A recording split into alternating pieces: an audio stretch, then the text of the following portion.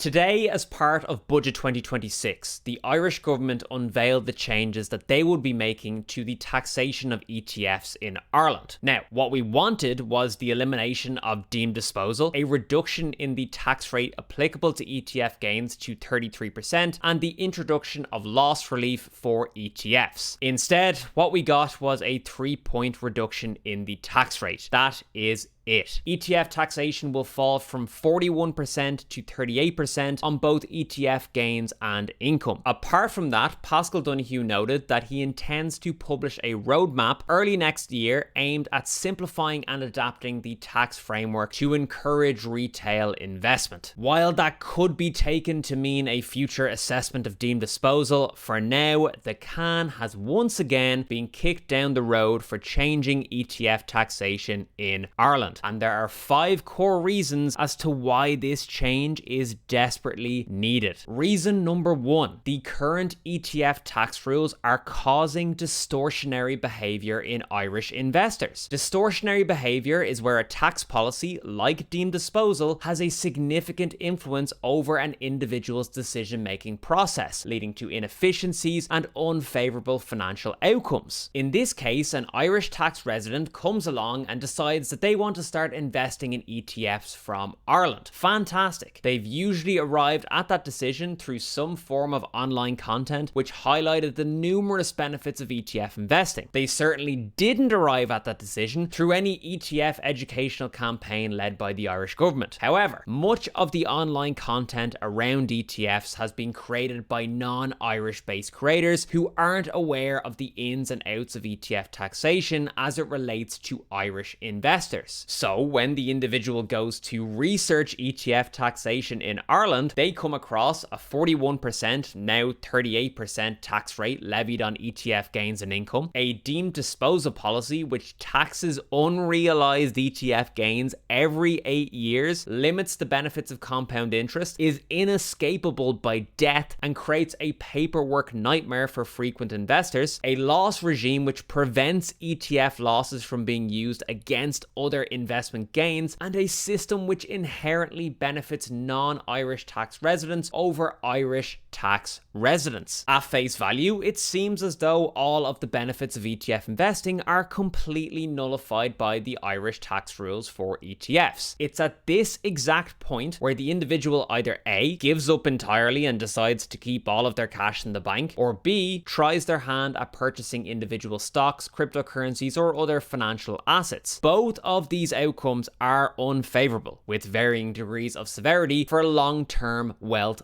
building. Tax policy should never be the main factor influencing an investment decision. It's hard enough for a beginner to get to grips with investing as it is, but when you add in the minefield that is ETF taxation in Ireland, it's a total put off, especially considering the fact that ETFs are marketed as being beginner-friendly products. Reason number 2, index ETFs have continuously been proven to be one of, if not the best investment vehicle for generating wealth long term. Data from S&P Global shows that even the professional fund managers with the best information and investing technology in the world cannot consistently outperform the long-term returns provided by index funds. Not only do index ETFs provide superior long-term returns, but they're also cost-effective, time-effective, and highly accessible. The perfect product on paper for the average Irish investor. Anyone who has watched my content before knows that I've always been a huge advocate for index ETFs in Ireland. Even with the unfavorable tax policies that are applicable to ETF returns, I still wholeheartedly believe that index ETFs are the best option for Irish investors. Naturally, the pushback that I get is something along the lines of, why would I invest in ETFs when they're taxed at a higher rate than stocks? Or why would I invest in ETFs when I have to pay tax every 8 years, irrespective as to whether or not I sell? Both of these points are more than valid concerns. However, my point is that index fund investing has been so data proven over the long term that I would happily wager that the average Irish investor could not outperform the after-tax returns provided by index funds by choosing to actively pick stocks as an alternative. Reason number number 3, Ireland is in the middle of an idle cash crisis that nobody is talking about. 142 billion quid, which is 85% of Irish household cash, is gathering dust in low interest deposit accounts with the Irish banks, earning close to 0% worth of interest. But the reality is actually even worse than that. Over the past 20 years, the price of goods and services has increased by 40%. With Irish deposit rates being so low, after taxes and inflation, the real value of your money is actually decreasing every single year. This is a disaster for long-term wealth building. Comparatively, the global stock market returns on average around 5% per annum to investors after taxes and inflation. How does one access the returns of the global stock market? By investing in an ETF that tracks a global equities index. Would you rather have a negative return on your cash or a 5% return on your cash? The answer seems obvious, but the current ETF tax policies are so off-putting that many prospective investors end up choosing the former over the latter. €100,000 in an Irish bank account losing 2% per annum to inflation will be able to purchase just €67,000 worth of goods in 20 years' time. That means your money would need to earn a return of at least 33% between now and then just to keep up with inflation and retain its value. That's not going to happen in an Irish bank account. This isn't outside the realms of possibility either, as the target medium-term average inflation rate for the euro area is in fact 2% per annum. Comparatively, €100,000 invested in an index ETF earning 5% per annum after taxes and inflation will be worth €265,000 after 20 years, a return of 165%. The hope is that with positive changes to ETF taxation, Irish households will start to move their cash out of low interest deposit accounts and into ETFs. As things stand, Irish households have just 0.09% or €703 million